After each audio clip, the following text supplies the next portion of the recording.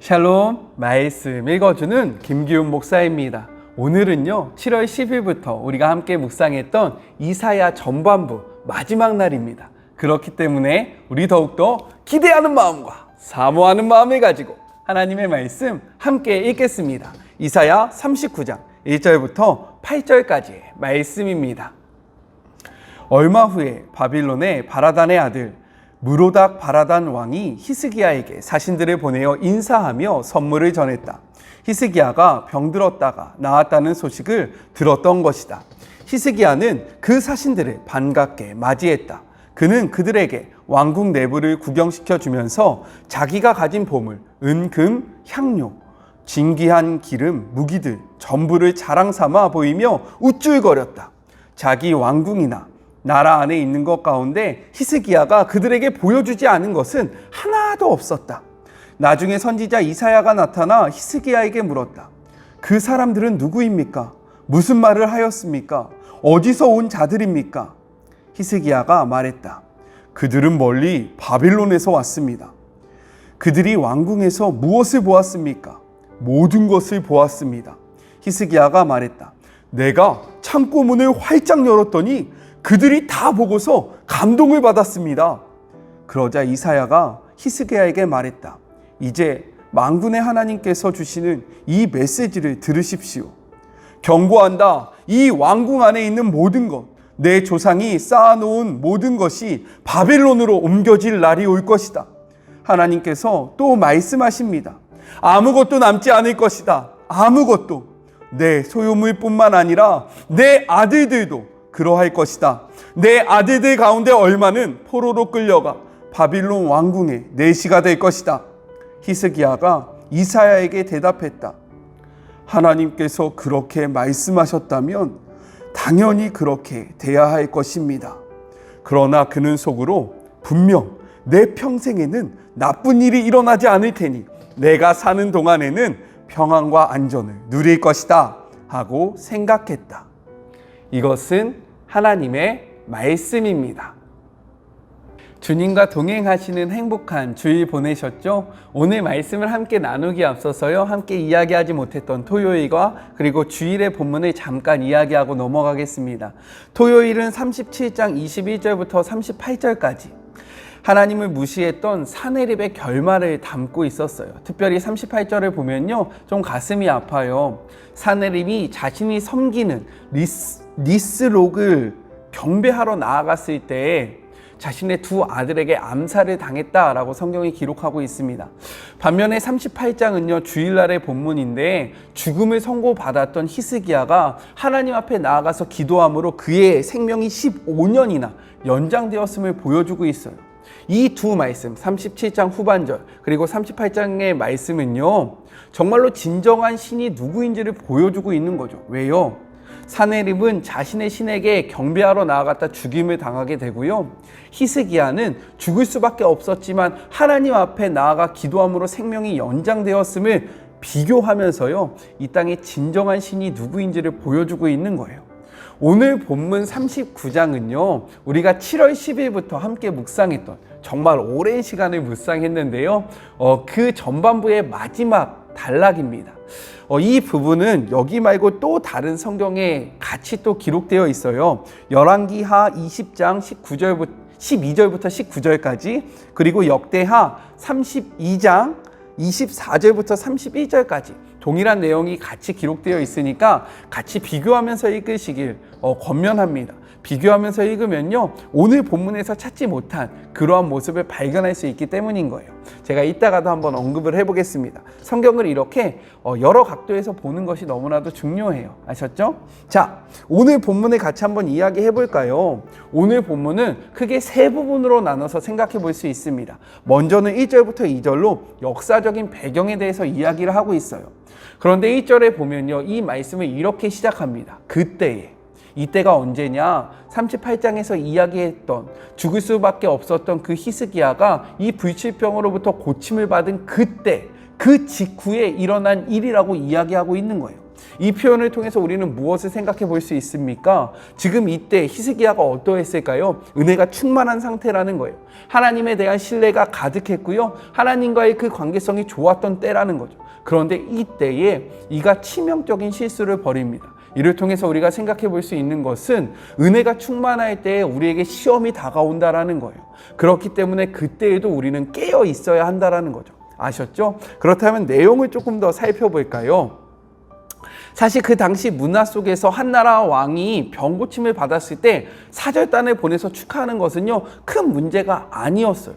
근데 왜 오늘 말씀에서는 이것에 대해서 지적을 하고 있을까요? 그것은 바로 히스기야가 이 사절단에게 보였던 그 모습 속에서 답을 찾아볼 수 있는데요.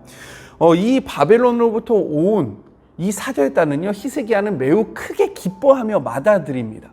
환영하면서 받아들여요. 왜 그랬을까요?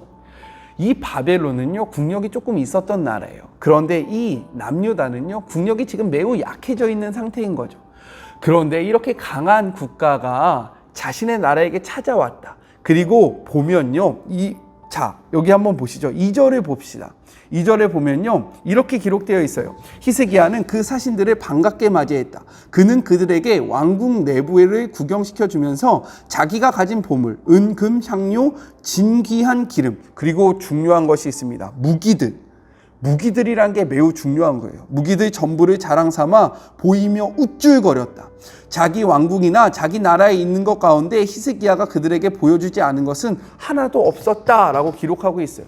왜 이런 행동을 취했을까요? 그 사신들이 아무런 목적 없이 단순히 병문안을 하면서 이가 병이 난 것을 기뻐하면서 온 것이 아니라 다른 목적이 있었음을 보여주고 있는 거예요. 왜? 무기고를 보여줬다라는 그 표현 때문에 그렇습니다. 이 무기고는요, 정말로 국가에 있어서 가장 중요한 핵심적인 비밀인 거예요. 그렇잖아요. 지금 우리 군인들도 핸드폰 영상 촬영이나 이런 함부로 군사 기밀들을 군사 지역을 촬영할 수 없어요. 왜요? 이것은 이 국가를 지키는 데 있어서 매우 중요한 군사적 비밀이고요. 이것이 노출되어지면 자신의 전략들이 다 까발려지기 때문에 이것을 비밀로 하는 것이 모든 나라의 불분물이에요. 하지만 히스기야는요, 이것을 다 보여줬어요. 왜 그랬습니까? 바로 이들은요, 군사적으로 서로 동맹관계에 있었다는 것을 보여주고 있어요. 단순히 병문안을 하기 위해서 온 것이 아니라 군사적 동맹을 맺기 위해서 왔고요. 그렇기 때문에 자신의 그러한 무기고를 다 열어서요, 보여주고 있는 거죠. 야, 우리에게는 이러한 무기들이 있어. 야, 우리는 이 정도의 국력이 있어. 그러니까 너 나와 같이 동맹하는 거 좋은 거야 라고 이야기하고 있다라는 거죠. 어떻게 보면요, 이러한 행동은 한 나라의 왕으로서, 그리고 정치적 군사적으로 보면요, 나쁜 행동이 아닐 수도 있어요. 하지만 하나님 앞에서 이것은 너무나도 크나큰 범죄였고요, 실수였다는 거예요. 그리고 이때가 언제예요? 하나님이 기적적으로 히스기야를 살려주신 때잖아요. 즉 이를 통해서 무엇을 증명한 겁니까? 야, 너가 의지할 것은 나야. 너 제발 다른 것들 바라보면서 다른 것들 의지하지 말고 나를 보면서 좀 나를 의지하여라 라고 말씀하셨던 것이 바로 얼마 전인데, 이가 그 상황 속에서요, 또 다시 인간적인 방법, 자신의 방법으로 아수르를 대항하기 위한 그러한 방책을 생각했다라는 거예요. 자, 그렇기 때문에 두 번째 단락으로 넘어가 볼까요? 3절부터 4절은요, 히스기야를 찾아온 이사야에 대해서 이야기하고 있어요. 히스기야를 찾아와서요, 이사야가 이렇게 물어요. 그 사람들이 무슨 말을 하였으며 어디서 왕에게 왔습니까? 그러자 히스기야가 이렇게 대답해요. 그들이 먼 나라 바벨론에서 왔어. 아무것도 아닌 것처럼 이야기하고 있다는 거예요. 그러자 다시 한번 이사야가요, 히스기야 왕에게 물어요. 그들이 왕의 궁전 안에 무엇을 보았나이까? 라고 묻습니다. 그러자 히스기야는요, 마치 자랑하듯이 이렇게 이야기하는 거예요. 그들이 궁중의 창고에 있는 것을 하나도 남김없이 다 보았고 내가 그것들을 다 보여줬습니다 라면서 자랑하면서 이야기하고 있다는 거죠. 그런데 우리는 여기서 생각해 봐야 하는 거예요. 이사야가 왜 이것을 물었을까? 과연 몰라서 물었을까? 아니라는 거죠. 마지막으로요, 그에게요, 회개할 수 있는 기회를 준 거예요. 너가 지금 이 행동을 했는 것이 하나님 앞에서 어떠한 행동이었는지 스스로 판단할 수 있는 마지막 기회를 줬는데요. 히스기야는 이 기회를 놓쳐버린 겁니다. 그러자 세 번째 단락이에요. 마지막 단락. 5절부터 8절은요, 이사야의 심판의 선포와 히스기야의 반응입니다. 히스기야의 말을 듣고요, 이사야는요 5절에 이렇게 이야기해요. 개역개정입니다. 이사야가 히스기야에게 이르되 왕은 만군의 여호와의 말씀을 들으소서. 자, 이것은 무엇이냐면 이제부터 내가 하는 말은 나의 뜻이 아니라 하나님의 뜻이다. 만군의 여호와, 이 땅을 통치하시는 여호와. 만군의 여호와는 그러한 의미가 있다 그랬잖아요. 이 땅의 주인, 이 땅의 통치자. 통치자의 이름을 들어서 이야기하고 있는 거예요. 즉, 너가 했던 행동이 왜 잘못되었는지 생각해 봐야 돼! 라면서 이야기하는 겁니다. 6절부터 7절은 그것에 대한 기록을 담고 있는데요. 크게 두 가지를 이야기하고 있는 거예요. 첫 번째, 먼저 보여준 모든 것을 다 약탈당하게 될 것이다. 두 번째, 히스기야에게서 나타난 아들들 중에서 몇 사람은 포로로 끌려가게 될 것이다 라는 이러한 심판의 메시지를 선포하는 겁니다. 그런데 우리가 여기에서 좀 주의해서 보아야 할 것이 있어요.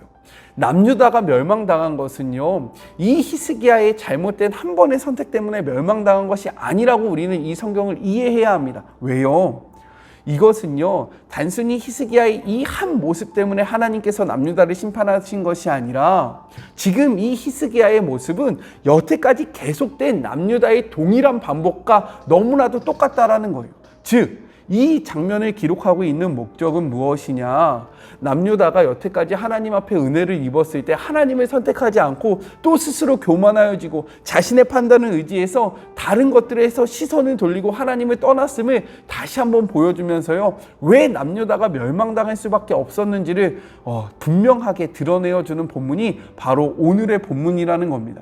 그런데 우리가 여기에서 정말로 좀 다시 한번 생각해 봐야 하는 문제가 있어요. 뭐냐면 8절의 말씀인 거예요. 이 8절의 말씀을 읽을 때 뭐야, 이거 무슨 말이야? 라는 생각이 한 번쯤은 들으셨죠.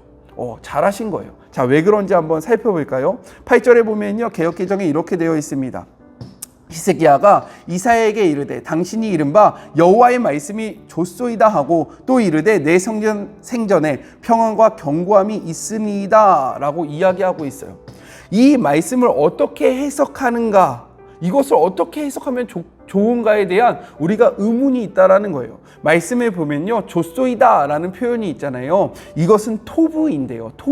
토부는 선하다, 아름답다, 바람직하다 라는 의미가 담겨 있어요. 그리고요, 그렇기 때문에 이 토부는 불쾌하고 나쁜 것이 전혀 없는 완전히 선한 단어입니다. 그렇다면 우리가 이것을 어떻게 해석해야 할까요? 이 본문을요, 긍정적으로 해석하는 사람이 있고 부정적으로 해석하는 사람이 있습니다. 부정적인 해석을 먼저 좀 볼까요?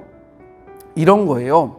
히스기야가 여호와의 심판의 메시지를 좋다고 말한 것은 그 심판이 자기 때에 임하지 않고 후손들에게 임하기 때문에 자신이 심판의 직접적인 대상에서 제외되었기 때문에 이렇게 이야기했다.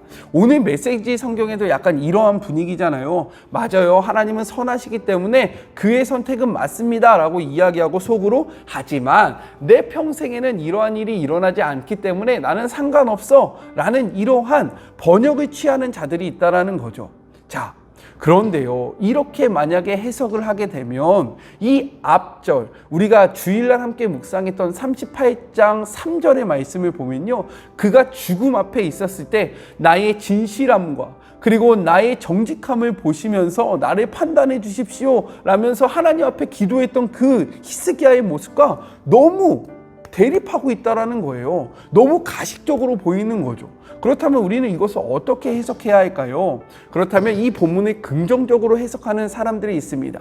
이러한 부분들이 더 많아요. 왜 그런지 한번 살펴볼까요? 이 긍정적인 해석은요, 히스기야가 이사야 선지자를 통해서 전달된 여호와의 심판 선언을 겸허히 받아들이며 그것이 비록 비극적인 예언이지만 의로우신 하나님의 절대 주권의 기초에 해서 선언되었기 때문에 그것을 받아들인 모습으로 바라본다라는 거예요.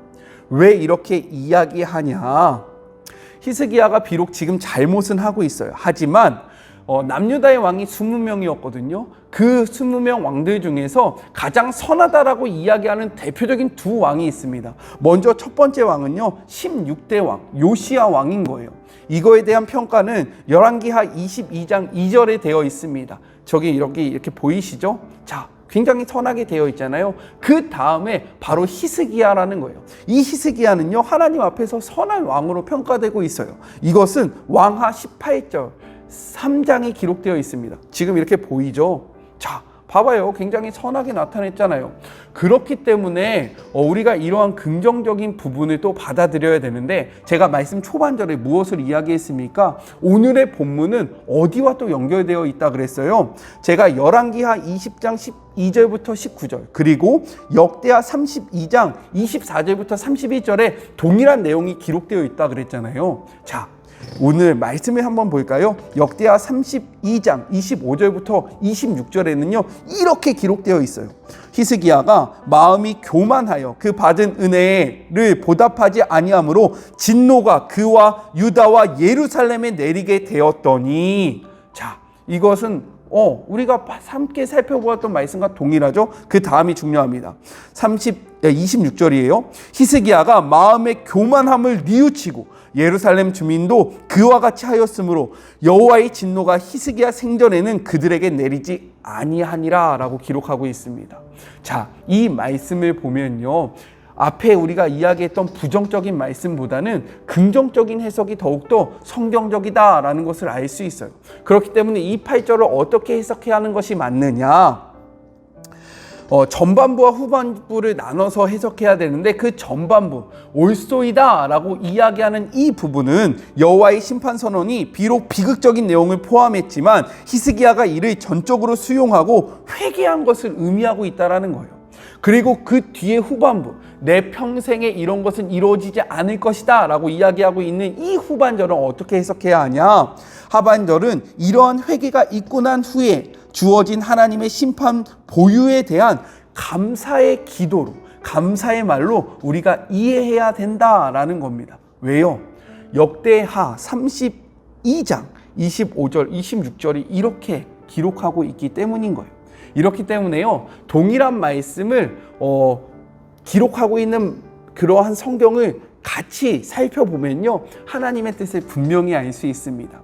오늘 말씀을 한마디로 정리해 보면 무엇일까요? 하나님의 은혜가 있을 때에 우리는 더욱더 겸손히 하나님을 바라봐야 한다는 것입니다. 우리가 고난 중에 있을 때 하나님을 바라보는 것은 어떻게 보면 쉬울 수 있어요. 어려우니까, 도와줄 곳이 없으니까 하나님만 바라보는 겁니다. 하지만 하나님의 은혜가 충만할 때, 내 삶이 좋을 때 하나님을 바라보는 것은요, 어떻게 보면 더욱더 어렵다는 거예요. 그러할 때에도 하나님과 동행하시는 주의 자녀들이 되시길 주님의 이름으로 축복합니다. 오늘은 이사야서 39장 전반기의 마지막 부분이었어요. 우리 같이 기도할까요? 하나님 감사합니다. 오늘도 말씀을 통해서요, 깨닫게 하여 주심에 감사합니다. 하나님, 우리는요, 우리의 잘됨이 하나님의 은혜이지만 그것을 잊고요, 우리가 잘나서, 내가 무엇인가 뛰어나서 그렇게 느낄 때가 너무나도 많음을 고백합니다. 히스기야처럼요, 우리 스스로의 마음이 교만하여지고 정말로 자신의 생각을 또 의지하고 살아갈 때가 너무나도 많다라는 거예요. 이러할 때에도 우리가 주님을 바라보게 하시고 주님과 동행함으로 하나님의 마음을 슬프시지 아니하게 하는 주의 모든 자녀들이 되게 하여 주시고, 어느 때나 기쁠 때나 슬플 때나 잘 될 때나 안 될 때나 하나님을 붙잡고 있는 주의 모든 자녀들이 되게 하여 주시옵소서. 하나님, 이사야의 말씀을 통해서 하나님께서 말씀하십니다. 너의 도움은 나에게로부터 온다 라고 이야기하십니다. 이 말씀을 소유함으로 세상에 마음을 빼앗기는 것이 아니라, 세상에 우리의 생각을 빼앗기는 것이 아니라 하나님 한 분만을 바라보며 하나님을 의지하며 살아가는 주의 모든 자녀들이 되게 하여 주시옵소서. 이제는 우리 주 예수 그리스도의 은혜와 하나님의 그 크신 사랑하심과 성령님의 감화 감동 교통하심이 세상을 의지하며 나아가기보다는 정말로 우리의 도움 되시고 우리의 구원 되시는 하나님을 바라보고 살아가기를 소망하고 다짐하는 이 영상을 보는 주의 모든 살아가는 자녀들 머리 위에와 이들의 가정과 이들의 직장과 이들의 사업장과 이들이 거하는 그 모든 곳에 주님의 은혜와 은총과 주님의 사랑과 주님의 샬롬과 임마누엘의 평강이 함께 하시기를 영원히 축원하옵나이다. 아멘. 네, 긴 시간 이사야의 말씀 함께 묵상하시느니라 참 많이 고생하셨고요. 내일부터는 우리 창세기의 말씀을 같이 묵상하겠습니다. 더욱더 기대하는 마음으로 우리 내일 함께해요. 사랑하고 주님의 이름으로 축복합니다. 우리 내일 만나요. 안녕.